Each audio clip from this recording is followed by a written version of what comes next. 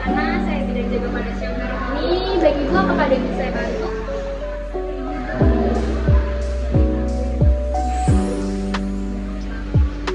Bu, di sini saya akan menjelaskan semua KB. Nanti kita belajar bersama-sama ya Bu. Di sini ada lembar balik. Nanti kita belajar bersama-sama apa itu KB dan macam-macam KB. Apakah Ibu bersedia? Bu, baik jika Ibu bersedia, mari kita mulai ya Bu ya. Ibu, ini yang pertama ya Bu, ada pengertian KB. KB adalah usaha untuk merencanakan kehamilan agar keluarga menjadi kecil, bahagia, dan sejahtera. KB dapat dilakukan dengan menggunakan alat-alat kontrasepsi Bu. Ibu tahu kan kontrasepsi apa? Baik, saya lanjut ya Bu. Di sini ada tujuan dan manfaatnya. Tujuannya itu untuk mencegah kehamilan yang tidak diinginkan, pembatasan jumlah anak dalam keluarga, terus memberi jarak Bu yang baik antara kelahiran, terus memberi penerapan pada masyarakat usia produktif 20 sampai 35 tahun. Terus manfaatnya itu untuk ibu untuk mencegah resiko kesehatan. Selanjutnya ada mencegah kesehatan mental. Terus ada untuk ayah memperbaiki kesehatan fisik karena tuntutan kebutuhan lebih sedikit. Terus selanjutnya itu untuk anak Bu. Jadi untuk anak itu perkembangan fisiknya menjadi lebih baik. Terus selanjutnya itu ada macam-macam KB-nya Bu. Jadi KB itu ada IUD atau biasa dikenal dengan spiral Bu.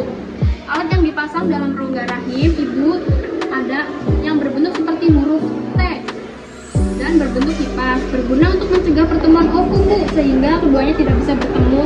Terus keuntungannya itu praktis, ekonomis, mudah dikontrol dan untuk jangka panjang. Terus selanjutnya itu ada kerugiannya Bu. Kerugiannya itu KB ini tidak bisa mencegah IMS. Terus cara pemakaiannya itu dipasang dalam rongga rahim ibu ada yang berbentuk spiral seperti yang saya jelaskan tadi. Efek sampingnya itu timbul nyeri atau mulut, detak-detak pendarahan, dan keputihan. Saya lanjut, apakah ditanyakan? Baik, saya lanjut ya Bu. Kontrasepsi selanjutnya itu ada pil KB. Kontrasepsi yang digunakan dengan cara diminum Bu. Ada dua jenis pil kombinasi dengan hormon estrogen dan progestin, dan mini pil atau hormon progestin saja. Digunakan untuk mencegah terjadinya evaluasi dan mengentalkan lendir mulut rahim sehingga sperma tidak menembus ke dalam rahim. Keuntungannya itu praktis, ekonomis, mudah dikontrol, aman untuk jangka panjang. Kerugiannya tidak melindungi dari penyakit menular seksual. Cara pemakaiannya itu sebaiknya pil diminum setiap hari Bu. Lebih baik pada saat yang sama setiap hari dan diikuti panah yang menunjukkan dailan pil yang berikutnya. Efek sampingnya itu pendarahan, berat badannya semakin naik, kepala pusing dan mual, muntah. Terus selanjutnya ada KB suntik Bu.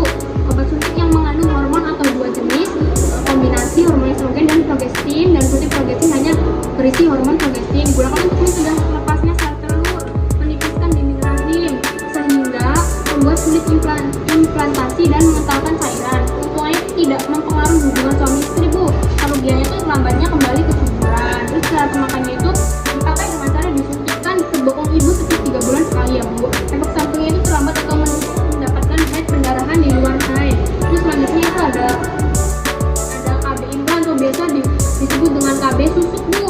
Suatu alat yang dimasukkan ke bawah kulit tangan Bu, di tangan pada lengan atas bagian dalam yang berguna untuk mencegah pertemuan ovum. Keuntungannya itu praktis, penggunaannya jangka panjang 3 sampai 5 tahun.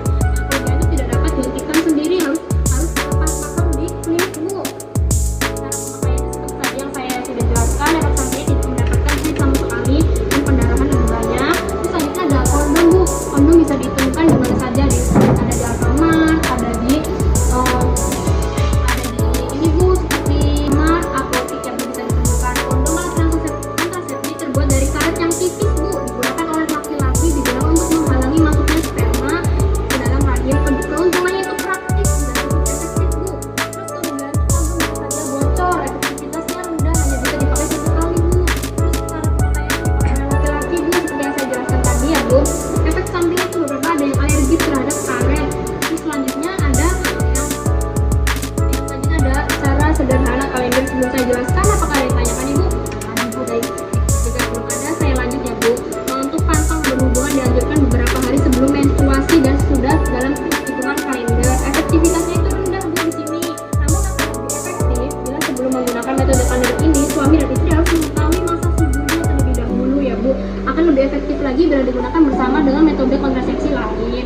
Keuntungannya itu cocok untuk wanita yang siklus saja teratur, sederhana dan tidak memerlukan biaya. Kerugiannya itu tidak dapat dilakukan hubungan suami istri setiap saat Bu. Cara pemakaiannya sebelum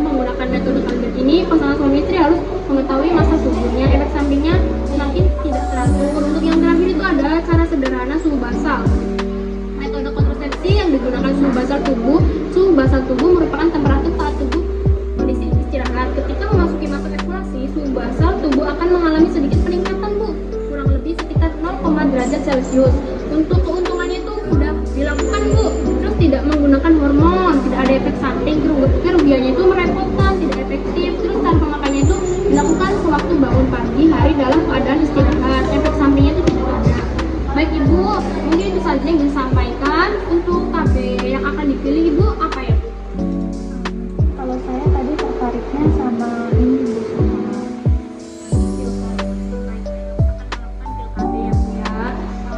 Sebelum saya tutup, mari kita belajar bersama-sama mengenai apa itu KB ya, Bu ya. Apakah ditanyakan Ibu?